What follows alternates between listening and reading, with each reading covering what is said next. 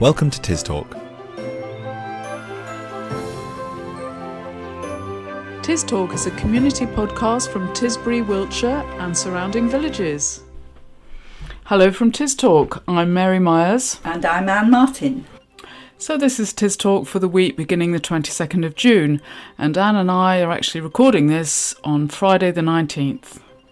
This week our main interview is with Arliss, a local man who is an actor, was a bit of a heartthrob in the 70s and 80s, and now lives and works up at Ashleywood wedding venue.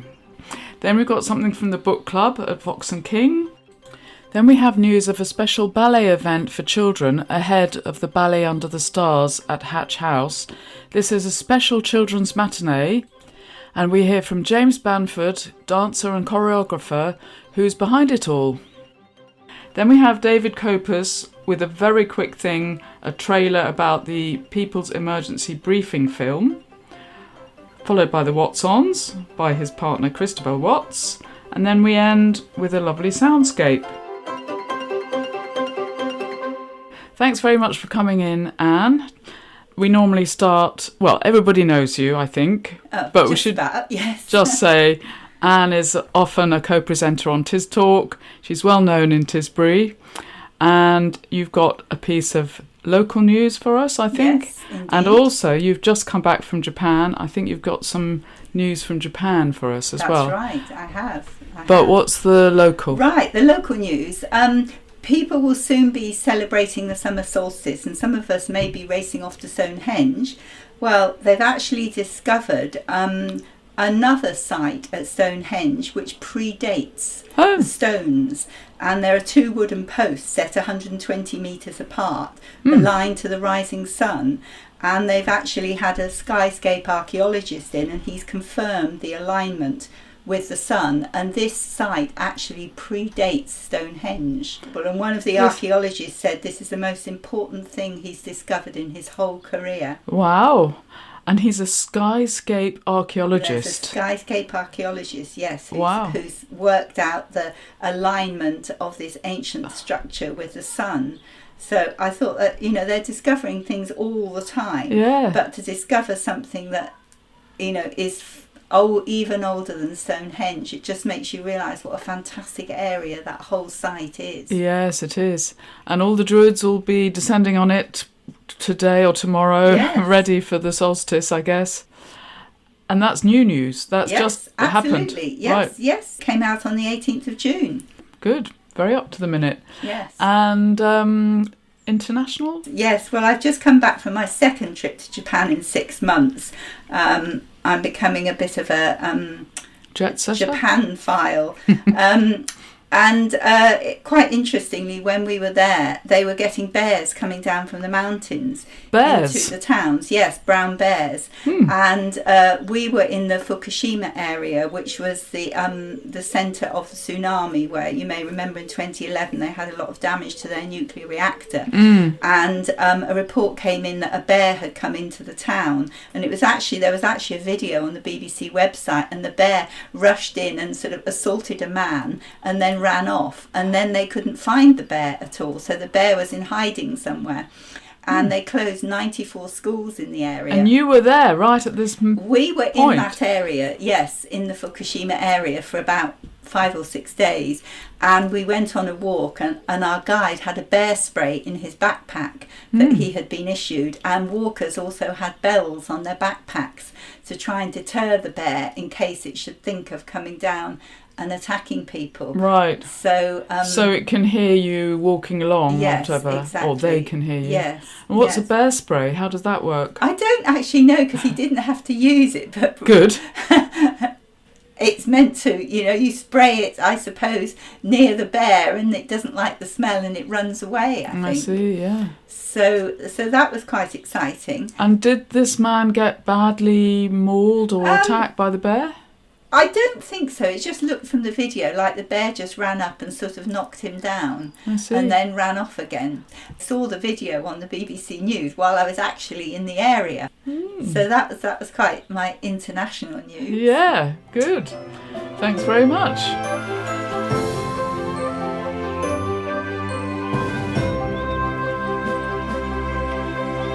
Our first guest today will be familiar to many listeners from television screens in the 1970s and 80s.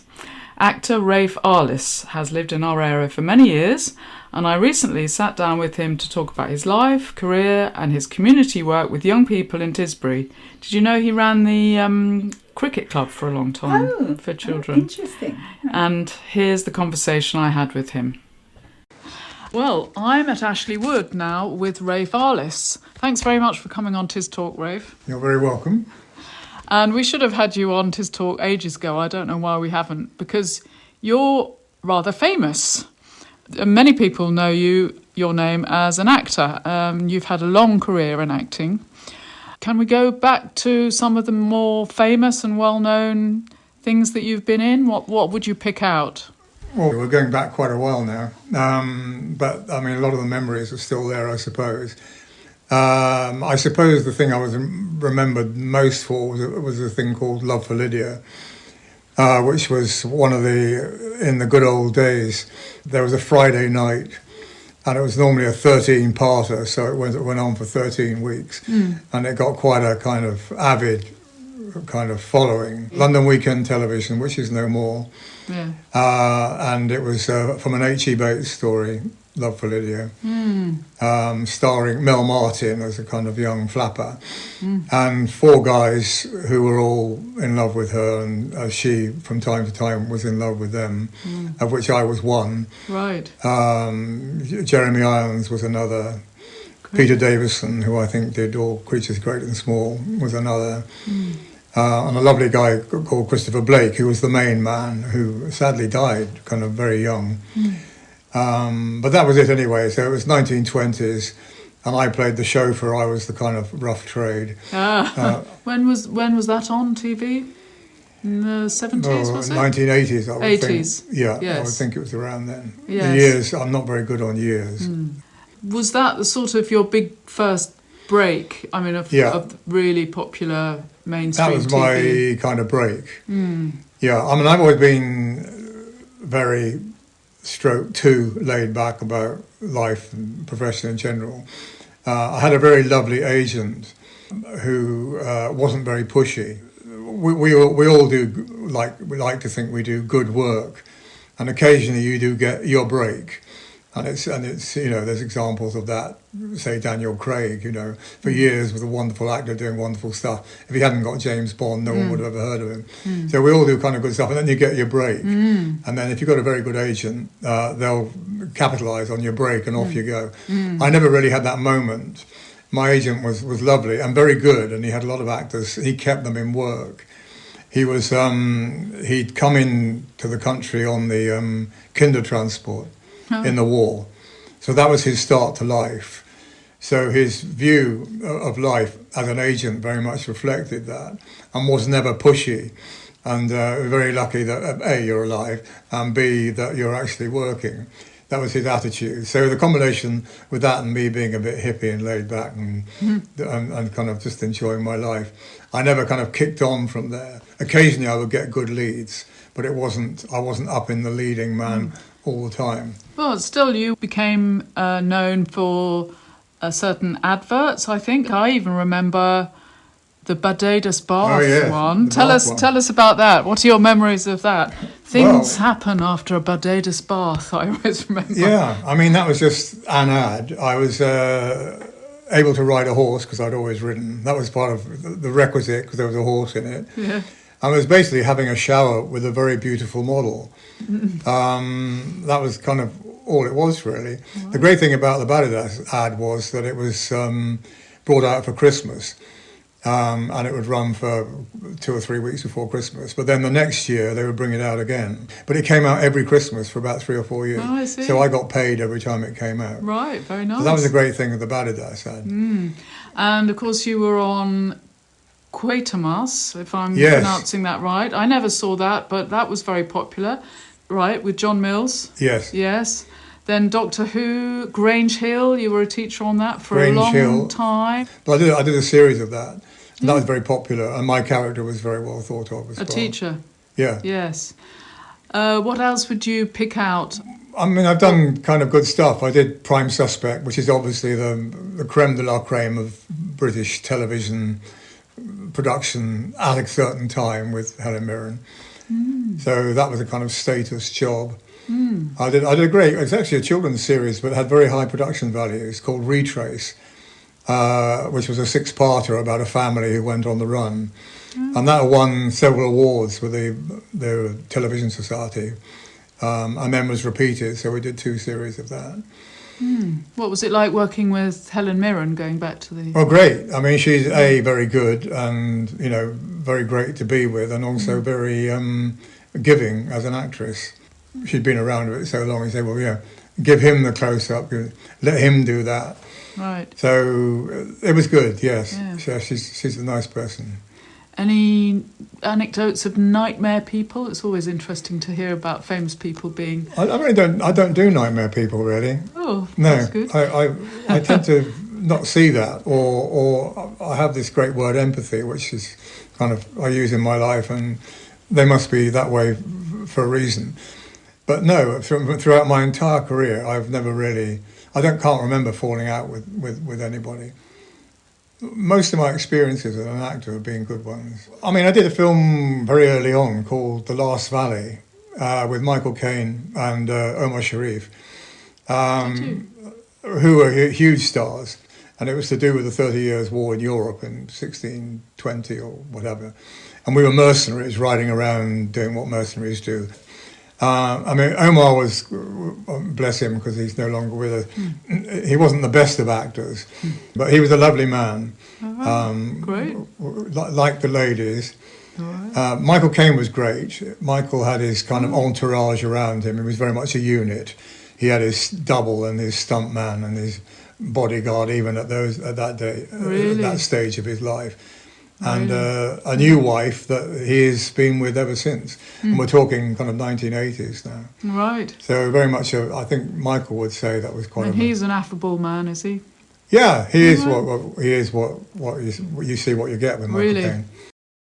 Rafe, just tell us a bit about what you and Bea, your wife, do up here at Ashley Wood now. Well, yes, I mean, we are, like, the way it's written is we are a wedding venue. We have weddings here from April to October each year.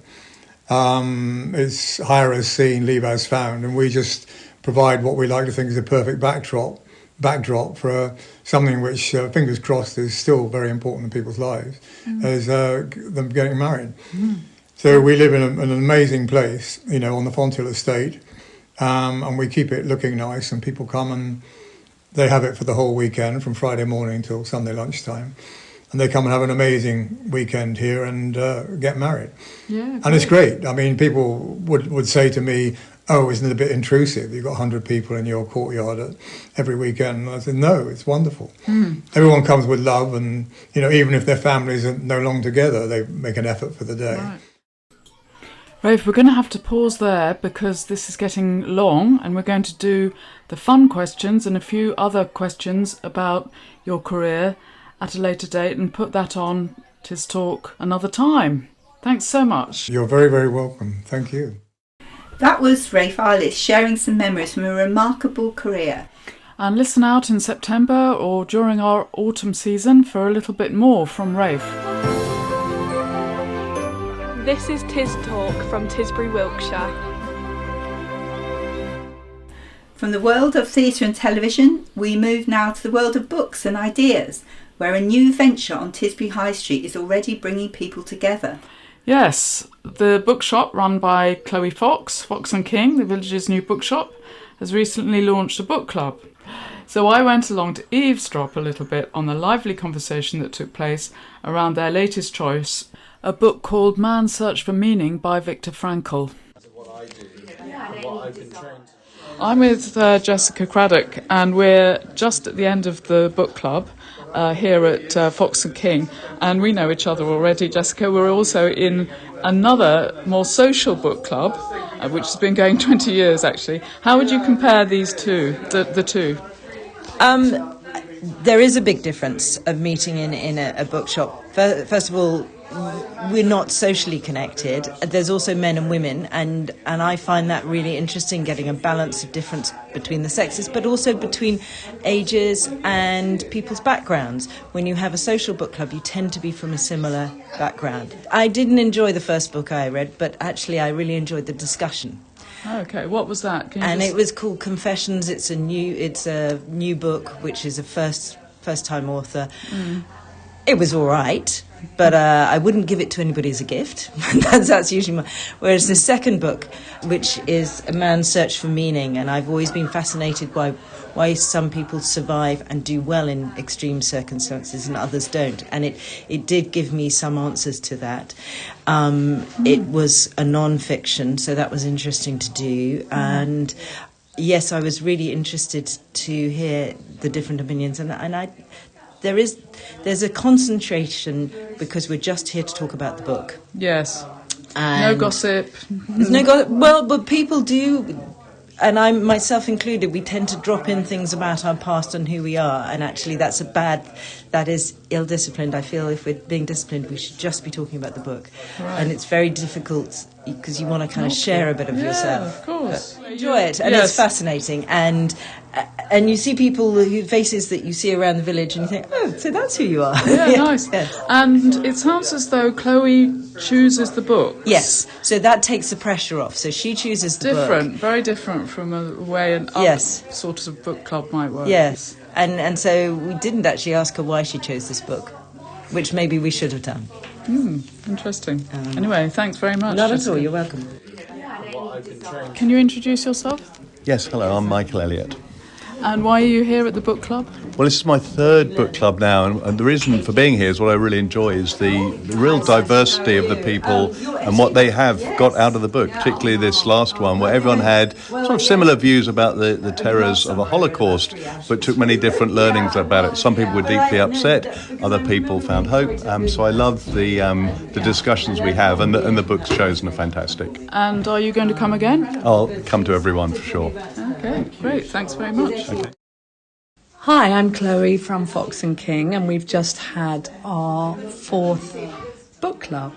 Yeah, and I've just attended an hour and a half of really quite high-level discussion. I was really impressed. But why did you start it in the first place?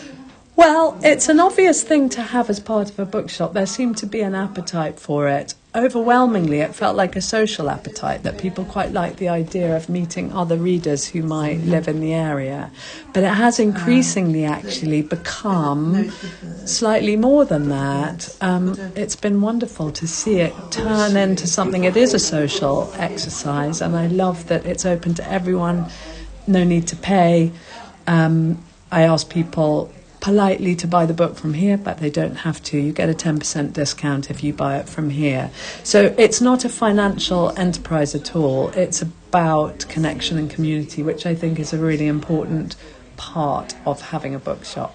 Are there places left? Yes, so the thing to do, I have a WhatsApp community, and I'm very strict on the WhatsApp community. It's not a chitter-chatter about books. It's not one of those WhatsApp groups that overwhelms you. It's a community which anyone's welcome to join, and I make announcements on the community, which book it is, when the event is, who's coming, admin really.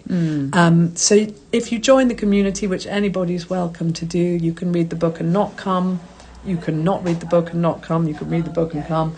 But there's no obligation to come month after month. It's a drop-in, really. But numbers are capped. I don't have room here for more than 20, really. So there have been times that it's first come, first served. If it's a popular book or a less busy time of year. So I do have an attendance register, I suppose, just so we don't push the health and safety.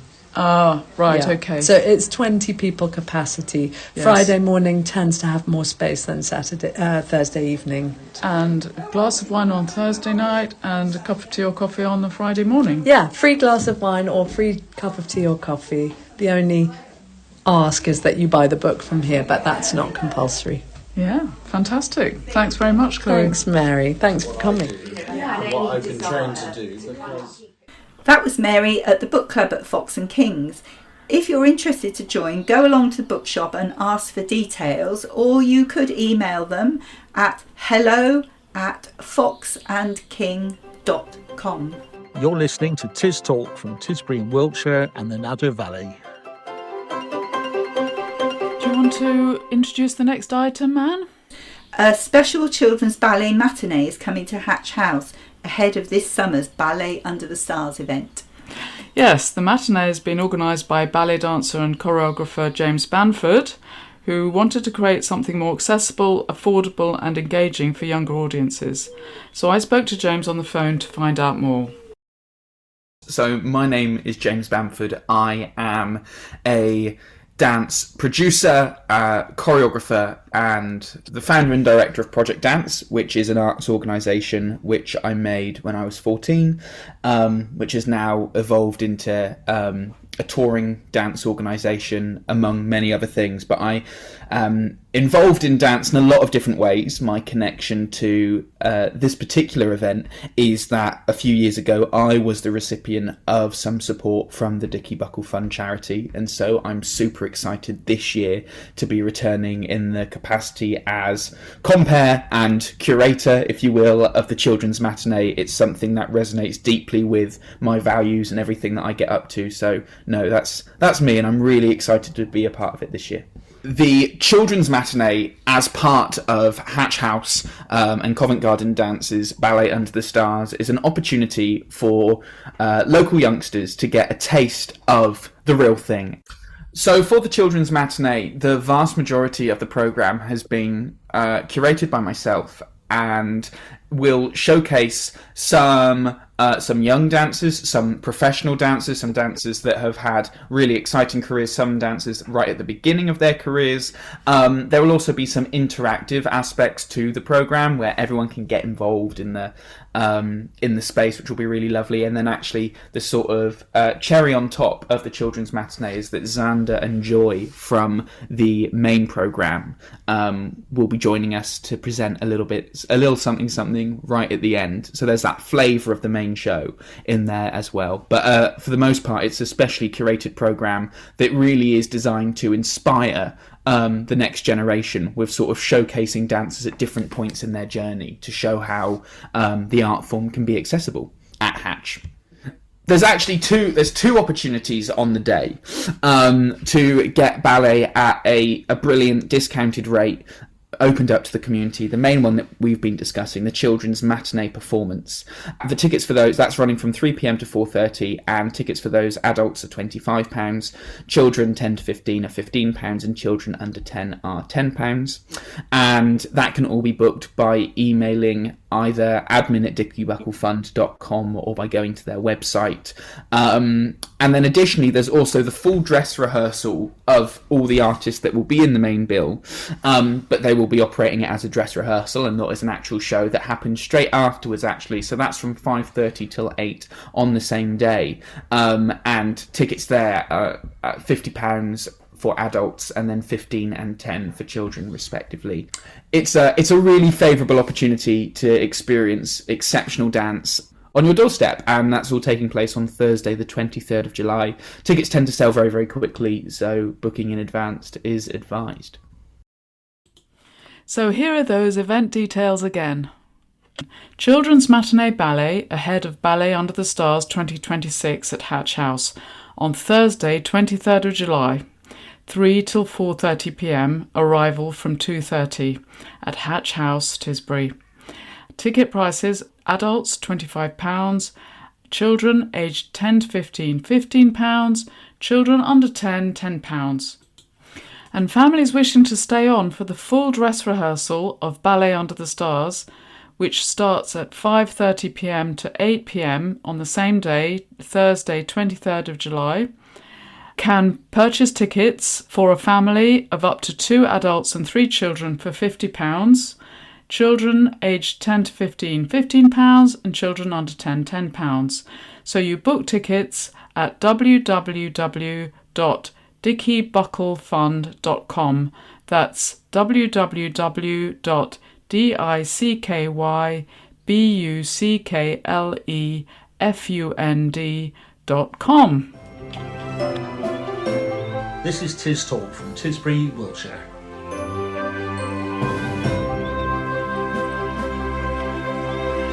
Now we hear from David Copus, who's a climate activist who recently moved to Tisbury and is also a member of Nadder Community Energy. This group, Nadder Community Energy, are presenting a free film and discussion called The People's Emergency Briefing in a couple of weeks' time. It's about the climate emergency and nature breakdown. Here's David. David, you're going to be presenting a film. You're putting a film on called The People's Emergency Briefing in the Victoria Hall quite shortly on the 3rd of July. Tell us what it's about.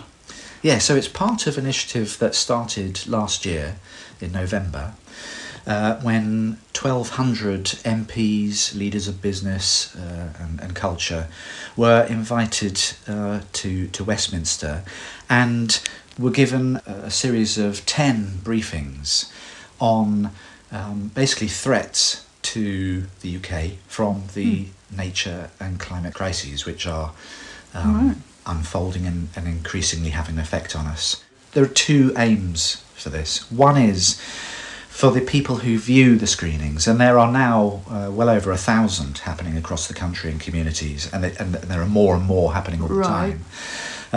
So the first aim is for the people who see those screenings to call upon their MPs to join a parliamentary call for the ultimate aim, which is to have a government-led televised emergency briefing, an information campaign. Okay. And the second aim is to inform people, but also to get more and more people to see these screenings more of these screenings to happen. Okay.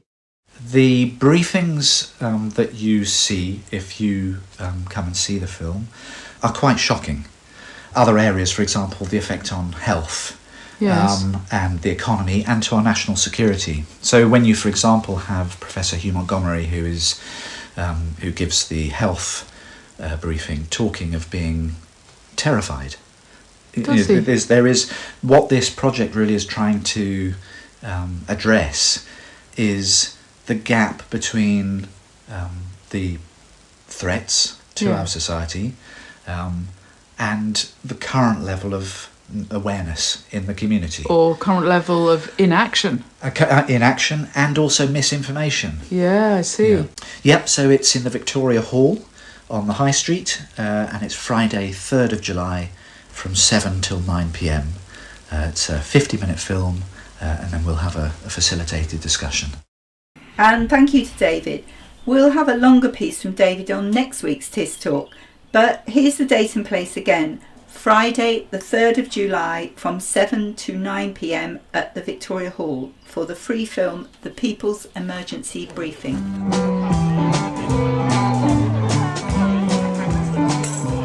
Now here's Christabel Watts with the What's On listings. Here's what's on in Tisbury and surrounding villages from Monday the 22nd of June to Sunday the 28th of June 2026.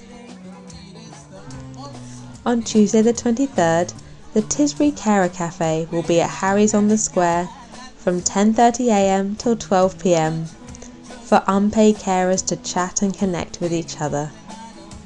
On Wednesday the 24th, from 10 till 12, the fortnightly Tisbury Memory Group meeting is at Hinton Hall with a session on health, fitness and eating well. There is also a weekly volunteer work morning at Guy's Patch Community Garden. Weeding, tidying, planting and watering. You can email tisburymemorygroup@gmail.com if you want to find out more. On Thursday the 25th, the monthly RNID Near You Hearing Aid Support Session will be at the Methodist Church from 10 till 11:30am. There will be an afternoon tea from 2:30 till 4:15pm at Victoria Hall, with Sean Moran talking about L.S. Lowry. Join Dr. Kinlan at 4pm in Fovant Village Hall to talk all things feet and how to keep them healthy. Coffee Angels and the Pottery Project have a sip and paint evening from 6 till 9pm. Tickets are £15 and include a glass of wine and cheese board. Pre-book in the cafe or by contacting Shelley on shellandkelscoffee@yahoo.com. Then, on Friday the 26th, the Methodist Church have their Family Friday session from 3:30 till 5 p.m, with crafts, games, toys and food for children under 12 and their parents. On Saturday the 27th, Riverbarn Kitchen are holding their summer fair from 9 a.m. till 4 p.m, with artisan stalls, a barbecue, live music, a dog show and dog photography, donations in aid of Stour Valley Dog Rescue. Messams West have live piano performances under the stunning Forest Cathedral installation from 6 till 8:30 p.m. Tickets £35. For more information and bookings, go to messams.org. There will be a showing of National Theatre Live Les Liaisons Dangereuses at 7:30 p.m. in Victoria Hall. Tickets are £15 for adults and can be booked online at newvictisbury.com. Looking ahead, the People's Emergency Briefing film and discussion about the climate and nature crisis is next week on Friday the 3rd of July from 7 till 9 p.m. in Victoria Hall. And that's all for the What's On listings. Have a great week. And that was a bit of music from The Fate, The Bluesbirds and Cable Street. Our thanks to Christabel for keeping us up to date with everything that's happening locally. And that's all we have for this edition of TisTalk. Thanks very much for coming in, Anne. Thank you, Mary. And thank you to everyone for listening. We hope you've enjoyed TisTalk this week. We've enjoyed talking to you today from our lovely studio in Wardle. And I hope you've actually been able to hear the birds singing out of my open window. There's one just now, Chiff-Chaff, I think. And if you'd like to get in touch with the programme, suggest a story or tell us about a forthcoming event, we'd love to hear from you. Just email tistalkradio@gmail.com. We're also on Facebook. Just search for TisTalk Community Podcast. You can listen again to this or any of our previous episodes. We've done over 150 since launching in 2022. It's quite incredible. By going to our website, which is tistalk.co.uk. Great, thank you, Mary. Bye-bye.